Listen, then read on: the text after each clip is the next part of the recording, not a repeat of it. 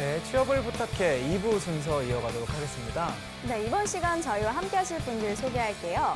취향 저격수 양상국형, 취업 컨설턴트 홍기찬 쌤, 빅데이터 전문가 전민기쌤, 캠퍼스 특파원 정유겸 학생입니다. 안녕하세요. 반갑습니다. 안녕하세요.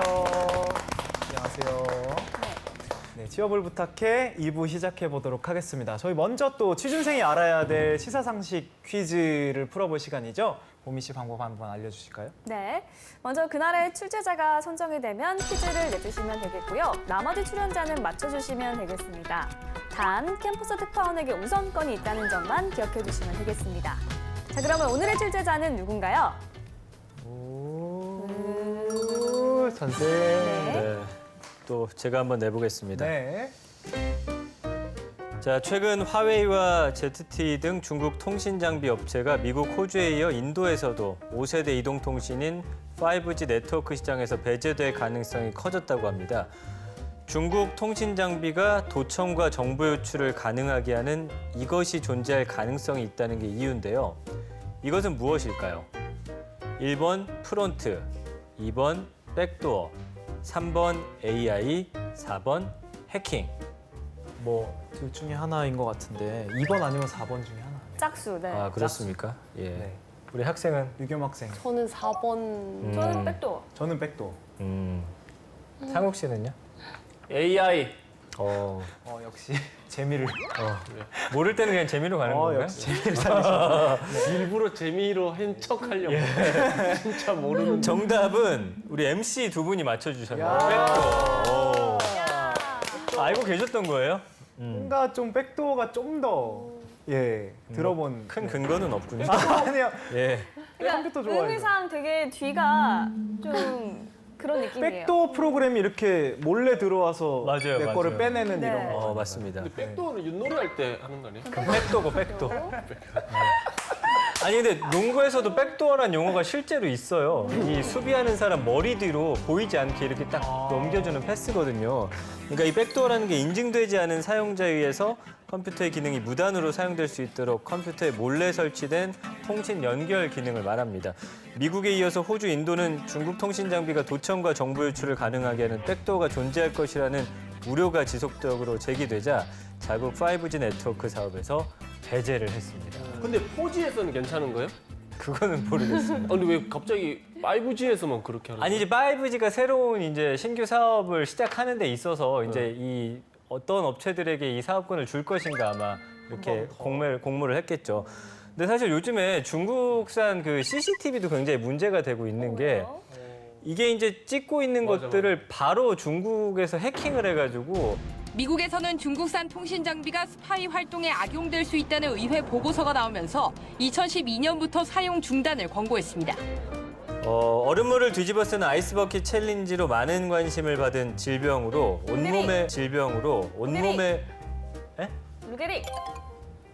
바로 맞춰버립니까? 아 진짜. 아니 그래도 이 듣고 맞히셨네. 왜 이렇게 마음이 급하셨죠? 제가 그 아이스버킷 챌린지를 그래 했었거든요. 했잖아요. 네. 자, 루게릭 병이 이제 뉴욕 양키스의 전성기를 이끌었던 4번 타자 루게릭이 앓게 된 병인데 근육 위축 가쪽 경화증. 굉장히 이름도 어렵네요. 그래서 근육이 영향을 잃고 쇠약해져서 척추 측면의 신경이 돌덩어리처럼 굳는 증상입니다. 10만 명 중 2명이 걸리고 국내엔 1,500여 명의 환자가 있거든요. 지난 9월엔 900여 명이 동시에 얼음물을 뒤집어 쓰는 이 아이스버킷 챌린지를 통해서 또 새로운 세 사람을 지목하는 거죠. 네. 그리고 10만 원을 그 재단에다가 이제 기부하는 그런 문화가 지금 있죠. 예. 취업 준비 퀴즈 다 풀어봤고요. 이제 본격적으로 오늘의 기업에 대해서 알아보도록 하겠습니다. 화면으로 만나보시죠.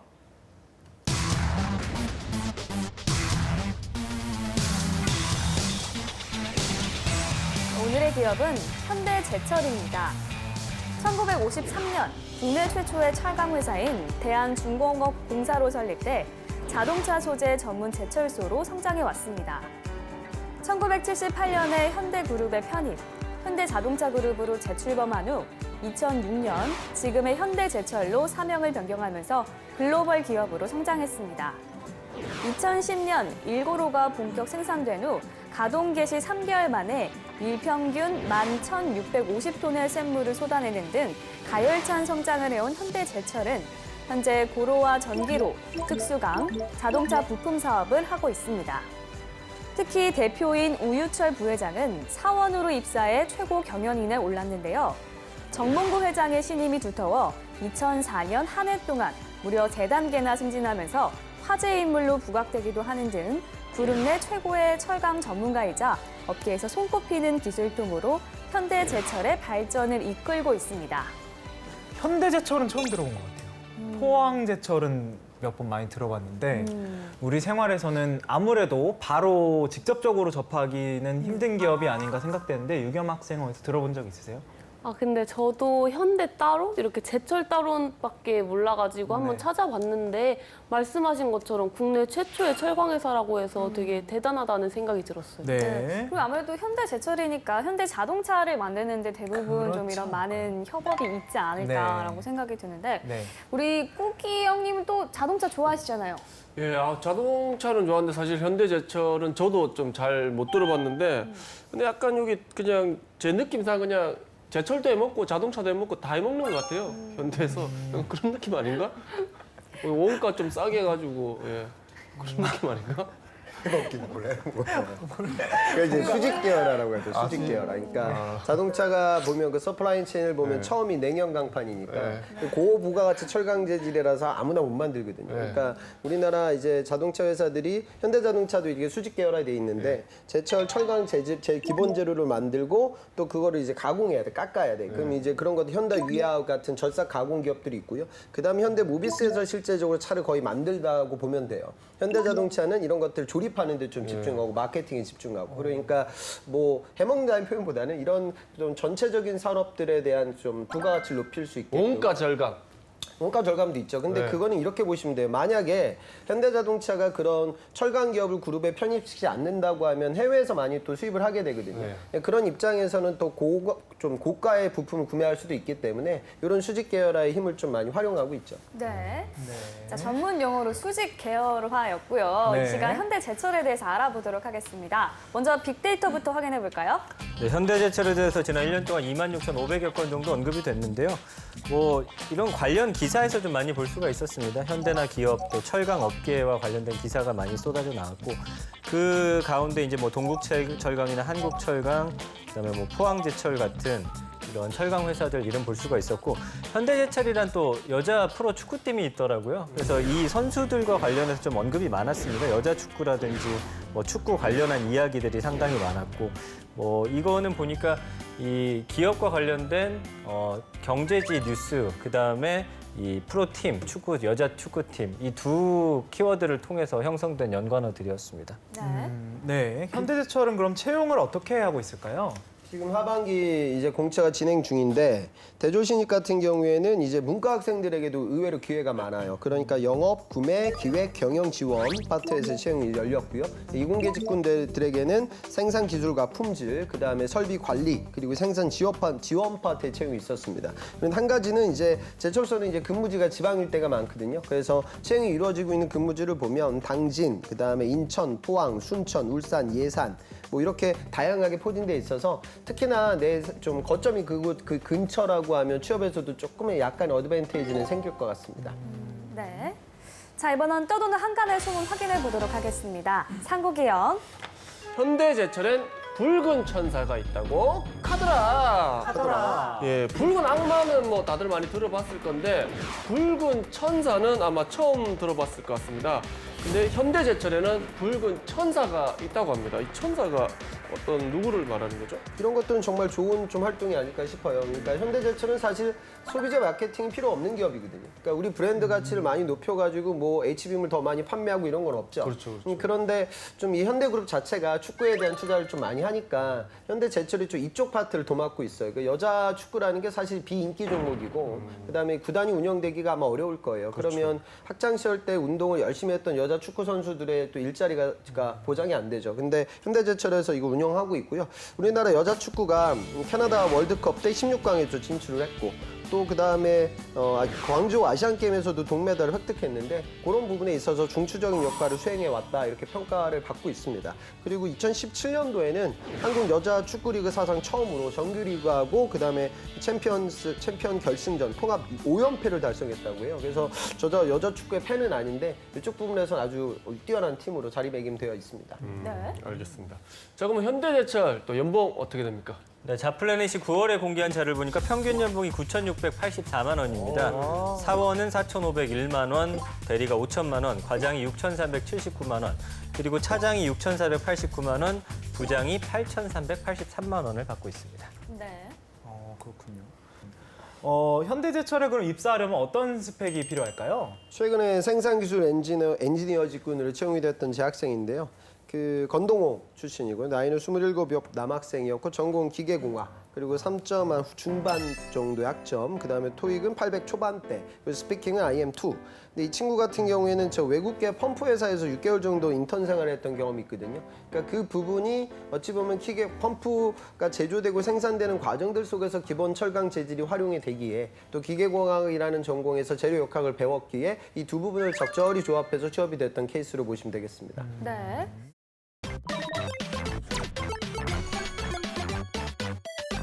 자, 이번엔 기업에 대해 깊숙이 알아보도록 하겠습니다. 핫한 키워드로 기업을 저격해보는 시간이죠. 상고기업. 네, 키워드를 통해서 기업을 저격해 보도록 하겠습니다. 꾸기의 해시태그! 첫 번째 해시태그 보도록 하겠습니다. 짜잔! 샵 꿈은 이루어진다. 샵 라이벌은 포스코어입니다. 자동차를 만드는 기본이 아무래도 뿌리는 그 철인데요. 그 철을 직접 생산하는 게 사실 뭐 꿈 같은 일이라고 합니다. 근데 그걸 우리 현대제철이 이루어냈다고 합니다. 꿈을 이뤘다. 뭐 어떻게 한 건가요? 그러니까 현대자동차그룹이 전신인 정주영 회장이 현대그룹 시절부터 건설, 자동차, 조선 이런 계열사에서 쓰는 철강의 양이 워낙 많았어요. 그래서 아까 홍기찬 선생님도 설명을 해주셨지만 이거를 수입하려면 또 돈이 많이 들잖아요. 그러니까 차라리 이럴 바에는 우리가 자체적으로 생산해서 이것을 좀 낮은 가격에 쓰자 이런 목표가 있었던 거고요. 실제로 철강은 일자에서 이거 기역자로 꺾는 것만 하더라도 그 가격이 어마어마하게 올라가거든요. 그러니까 사실 이런 비용을 좀 줄이고자 했던 겁니다. 그러니까 1977년에 제2종합제철소 설립 계획을 정부에 제출했는데 탈락을 하게 돼요. 이때 이제 사업권이 포스코에 넘어가게 되고요. 1994년에도 이제 제3종합제철소 설립 노력을 했는데 역시 이때 당시에 철강이 어떤 공급이 과잉이다 하면서 또 반려가 되거든요. 그러면서 이제 사실 문제가 생겼던 게 포항제철이 이 물량을 독과점하다 보니까 남을 때도 있지만 부족할 때도 있는 거예요. 다른 업체들과 이 철강을 같이 사서 써야 하기 때문에. 그럴 때는 외국 기업에서 비싸게 이걸 또 사다가 써야 하는 그런 일들이 있었기 때문에 사실은 뭐 밀당도 상당히 많았다고 해요. 그러다가 이제 현대자동차그룹 출범 후에 이 수입이나 포스코에만 의존했던 철강을 직접 만들기 시작합니다. 이게 당진에다가 2006년 10월에 일관 제철소를 건설을 시작해서 직접 부품을 이제 생산하게 되고요. 여기가 이제 대한민국에서는 드물게 제선, 그러니까 철을 녹이고 그다음에 제강, 이 불순물을 제거한 다음에 강을 만드는 과정이고요. 그다음에 아변, 그러니까 이거는 아까 말씀해 주신 대로 가공하는 것까지 세 개를 한꺼번에 하는 그런 공정을 갖춘 일관 제철소를 보유하게 되면서 생산 기업으로서의 어떤 좀 막강한 그런 권력을 갖게 되는 거죠. 그래서 이 이후에 포스코가 국내 수요 독점하고 있던 것들을 좀 나눠 가지면서 현대자동차가 또 세계로 발돋움하는 데 있어서 큰 도움을 받지 않았나 싶습니다. 네. 자, 그러면 다음 해시태그 한번 볼까요? 네, 다음 해시태그 보도록 하겠습니다. 짜잔! 샵 종이 사보는 노, 샵 세부리 토크입니다. 우리 기업마다 그 회사의 소식진 사보가 있는데요. 그걸 보통 우리 사무실 화장실에 그 책자로 많이 꽂혀 있는데 근데 현대제철 같은 경우에는 우리 책자가 아닌 스마트폰으로 본다고 합니다. 사보를 스마트폰으로 보는 건 어떤 건가요, 선생? 쇠부리 토크라는 그런 건데 이제 쇠부리라는 게 이제 철강을 녹여서 가공하고 이거 제철 작업을 일컫는 우리말이에요. 그러니까 이것을 통해서 뭐 예를 들어서 전 세계에서 두루 활약하고 있는 현대제철 가족들이라든지 서로 또 소식도 빠르게 주고받을 수 있고 그다음에 국내에 근무하고 있는 직원뿐만 아니라 이 현대제철의 고객사를 위한 콘텐츠를 또 제공하기도 합니다. 그래서 사실 이 안에는 보면은 뭐 전자책 기능도 있고 스마트폰의 최적화 기능도 있고 그다음에 이 안에 굉장히 뭐 동호회를 소개하기도 하고 이 안에서 커뮤니티를 통해서 서로 뭐 이야기도 오고 갈 수 있는 그런 여러 가지 기능들이 있더라고요. 2주에 한 번씩 발행하고 그다음에 가끔은 이제 이벤트를 통해서 사원들의 참여를 높이게끔 한 다음에 뭐 상품도 주고 이런 식으로 해가지고 사실은 뭐 종이로 만드는 것보다는 훨씬 더 직원들이 느끼기에 편리하고 빠르게 볼 수 있는 그런 장점이 있지 않을까 싶네요. 네. 지금 하반기 취업이 한창인데요. 현대제철을 포함한 현대자동차그룹의 이번 하반기 공채 특징 뭐 어떤 게 있을까요, 홍쌤? 현대자동차 공채의 특징은 뭐냐면 우선 복수 지원이 가능합니다. 그러니까 삼성 같은 경우에는 계열사들이 상당히 많고요. 그중에 내가 한 가지를 초이스하게 되는데 현대자동차 그룹은 복수 지원이 가능해서 다 써요. 그러니까 지금 현대제철 영업을 썼던 재학생들이 당연히 현대자동차나 현대 다른 계열사들의 영업도 쓰고요. 그러면 그 다음에 인적성 시험을 볼 때 이제 개개인이 선택을 해가지고 적성 시험을 보게 됩니다. 그러니까 구직자들 입장에서는 어찌 보면 좋죠. 그러니까 내가 어딜 기회를 더 많이 주는 상황으로 좀 이해가 될 거예요. 그런 특징이 있고 또 인적성을 시험을 여러분들 보게 되니까 그 현대가 대기업들 인적성 중에서는 수준이 조금 높은 편입니다. 그래서 특히나 이제 자료 해석 관련된 파트가 다른 기업들은 자료 해석 하나로 출제되는데 여기는 해석과 추론을 이제 따로따로 분산시켜 놨고 차량 가격이라든가 제철에서 나오는 숫자는 이 톤 단위 숫자가 어마어마하거든요. 그래서 좀 큰 숫자가 나오기 때문에 자료 해석에 대해서 준비를 좀 철저히 하는 자세가 필요합니다. 네. 네. 자, 이번에는 새롭게 선보이는 코너입니다. 내일은 영어방인데요. 부끄럽죠? 네. 네, 오늘 소개한 기업의 제품 중 한 가지를 캠퍼스 특파원이 판매를 하는 겁니다. 영업의 기본은 제품에 대한 철저한 분석과 그리고 참신한 홍보 아이디어일 텐데요. 사실 오늘의 기업이 현대제철인 만큼 좀 어렵지 않나 이런 생각도 드는데 네, 잘해줄 거라고 믿습니다. 자, 우선 유겸학생 선택한 건 어떤 제품인지 지금부터 소개를 해주시죠. 네, 저는 건축구조용 H형광을 판매해 보도록 하겠습니다. 네, 이 제품은 말 그대로 대형 구조물의 골조나 또 토목공사에 널리 이용되는 이렇게 단면이 H 모양인 형광인데요. 기상청에 따르면 2017년 강도 3 이상의 지진 발생 횟수가 19건에 달한다고 합니다. 이는 10년 전인 2007년의 횟수 2회와 매우 대비되는데요. 이와 같이 최근 들어서 강도가 높은 지진의 발생 빈도가 높아지고 있고 대한민국은 따라서 더 이상 지진의 안전지대라고 말할 수 없을 것 같습니다. 저희 현대제철에서 제작한 건축구조용 H형광은 먼저 첫째로 충격 흡수 능력이 좋아서 지진 발생 시에 건축물의 안전성을 높여주고요. 두 번째로는 합금에 있어서 최적의 비율 관리로 일반 형광 대비해서 용접부의 신뢰성을 향상시켰습니다. 네, 마지막으로는 그 강도의 상한치를 제한해서 설계자가 의도한 대로 건축물의 내진 설계를 극대화할 수 있게 됩니다. 네, 철 그 이상의 가치를 창조하는 현대제철의 건축구조용 H형광을 통해서 사람을 먼저 생각하는 건축물을 만드셨으면 좋겠습니다. 네. 굉장히 뭔가 준비를 철저히 하신 것 같은 느낌이 나는데 네. 잘 들었습니다. 그럼 다들 물건을 살 의향이 있으신지 차례대로 한번 들어보도록 할게요. 네, 먼저 대답을 해주실까요? 저는 그래도 좀 설득력이 있지 않았나 싶어서 저는 구매하는 걸로 네, 하겠습니다.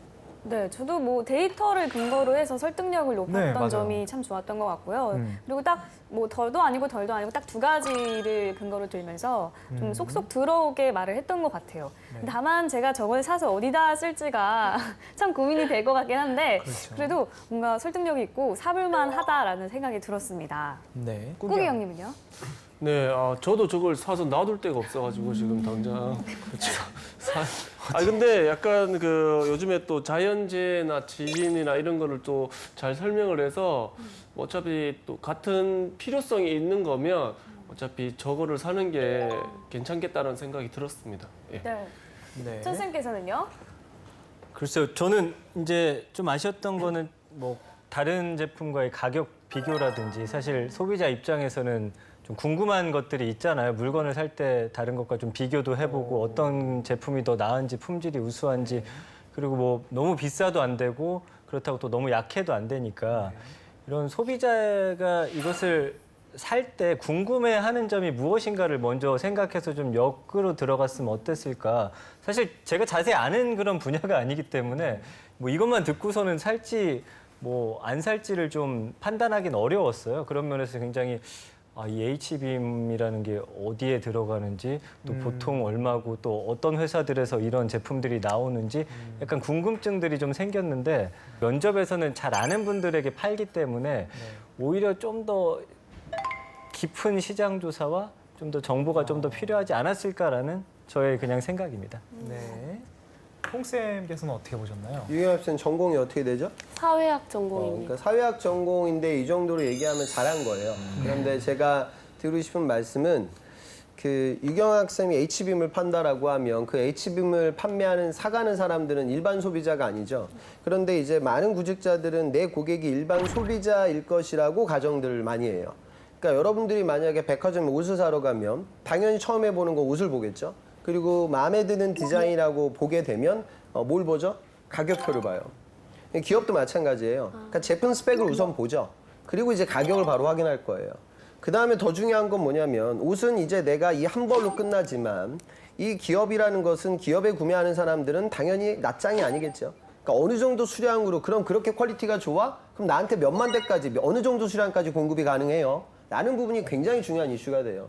그다음에 백화점은 내가 거기서 사들고 집에 가면 되는데 여기는 그런 필드가 아니에요. 그럼 물류는 어떻게 줄 수 있어요? 기간이 얼마나 걸리는 거죠? 딜리버리도 되게 중요하고요. 그다음에 또 한 가지 문제는 이번 시즌에 내가 옷 한 벌 사고 끝나는 거지만 기업은 또 다음 버전이 개발이 있고 다음 버전이 시공이 있어요.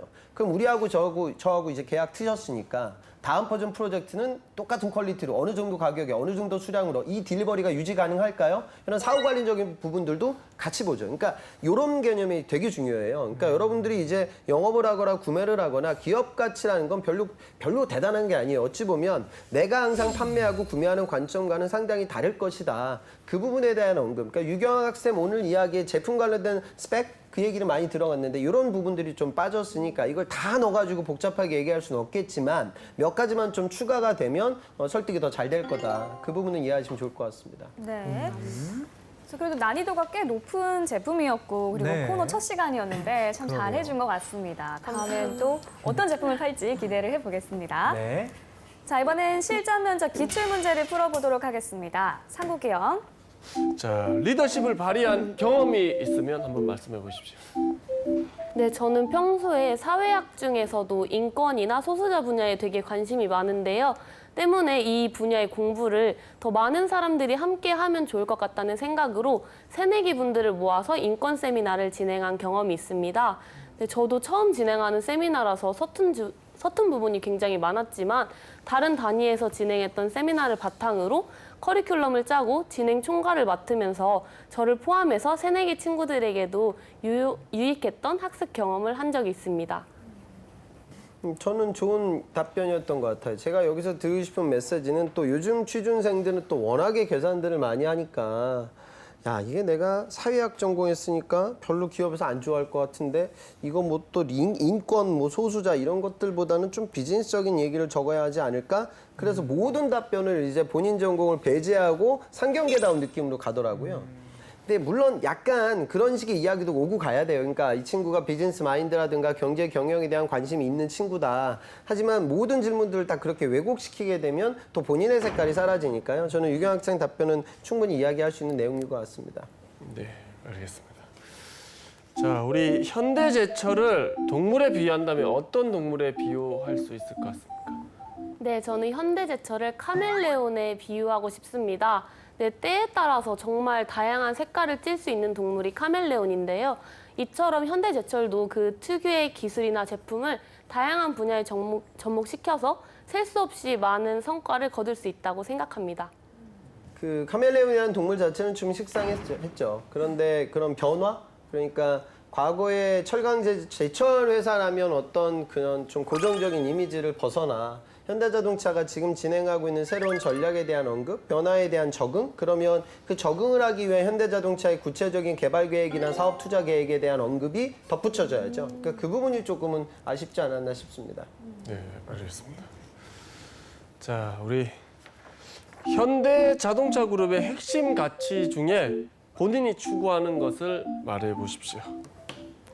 네, 저는 5가지 핵심 가치 중에서 도전적 실행이라는 가치를 추구하고 싶습니다.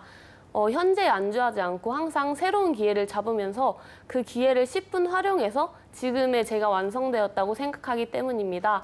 앞으로도 도전적인 모습을 통해서 발전하는 과정을 보여드리도록 하겠습니다. 그 인재상과 본인 연결지었던 건 좋은데요. 그러니까 연결지을 때는 본인의 그런 주장, 그러니까 내가 그런 인재상에 맞다, 적합하다라고 하면 적합의 이유가 조금은 들어가야 돼요. 그 다음에 면접은 이런 이야기 하나로 끝나는 것이 아니기에 만약에 유경합 쌤이 이야기를 하면서 가장 내가 이 직무와 가장 내가 이 산업과 관련될 만한 나의 컨텐츠에 대한 이야기를 하고 싶다 하면 이런 얘기를 할 때 그런 도전의 프로젝트 명을 제시하는 거죠. 그러니까 면접관은 그것을 듣고 그 프로젝트에 대한 추가적인 질문을 할 거예요. 그럼 본인 입장에서 유리한 방향으로 면접이 흘러가니까요. 대화를 주도하기 위해서 대화의 단초를 심어 넣는 그 작업도 고려하면서 면접이 흘러갔으면 좋겠습니다. 네. 네. 자, 이렇게 실전 면접까지 마무리하면서 지금까지 현대제철에 대해서 알아봤는데요. 유겸 학생 어떤 매력을 느꼈나요? 네, 역사적 명맥을 이어서 두 번째 신화를 또 발견해낼 수 있는 기업이 아닌가 하는 생각이 들었습니다. 네. 홍쌤의 꿀팁도 빠질 수 없겠죠? 우리가 지금 뭐 유교, 도교 이렇게 동양 학문의 시발점을 보면 그 결국 제자백가고요. 중국의 춘추 전국 시대에서 시작이 돼요. 춘추 전국 시대에는 여러 나라들이 난립했고 전쟁들을 엄청나게 했어요. 이때에서 이제 중국 역사가 청동기에서 철기 시대로 변화하던 시대고요. 철제 무기들을 많이 사용하면서 나라가 혼란스러워지죠. 하지만 반면 이 철이라는 제재가 농기구에 활용이 되고 그래서 농업의 생산성이 엄청나게 증가하고 그 증가한 생산력 때문에 사람들이 학문에 관심을 갖기 시작했고 이런 동양 사상이 거기서 시작됐죠. 철강 재질은 어찌 보면 학자들이 많이 역사학자들이 많이 얘기하는데 정말 고마운 소재예요. 그러니까 너무나 많이 매장량이 풍부하고요. 그다음에 가격이 굉장히 저렴해서 우리가 모두 다 쓰고 있습니다. 그래서 혹자는 알루미늄, 마그네슘, 그러니까 조금 더 신재료들이 더 많이 경량화, 친환경 제재들이 많아지는 시대. 그리고 이제 철의 시대는 끝났다. 제조업은 끝났다. 이제는 실리콘, 반도체 베이스의 시대이다라고 얘기를 하지만 기본 재질을 갖고 있는 힘을 우리가 무시할 수는 없거든요. 그리고 그런 근간 산업이 탄탄해야 전체적인 우리나라 제조업의 일자리가 풍부해지고 또 여러분들에게도 많은 기회가 옵니다. 현대제철에 지금 나오는 실적들이 물론 지금 미중 간의 철강 관세 뭐 이런 이슈들이 있기 때문에 힘들긴 하지만 좋은 실적을 또 유지하고 있거든요. 그래서 또 문과 학생들 같은 경우에는 야 철강 산업은 허물어져 가는 산업이야. 나는 뜨는 산업에 갈 거야. 라는 생각만 갖지 말고 보다 좀 현실적으로 산업을 바라보면서 구직 활동을 진행해 보셨으면 좋겠습니다. 네. 네, 우리나라 철강 산업을 주도하고 있는 기업 중 하나죠. 현대제철에 대해서 오늘 알아보았고요. 취업을 부탁해 오늘은 여기까지입니다. 저희는 다음 시간에 다시 찾아오겠습니다. 감사합니다.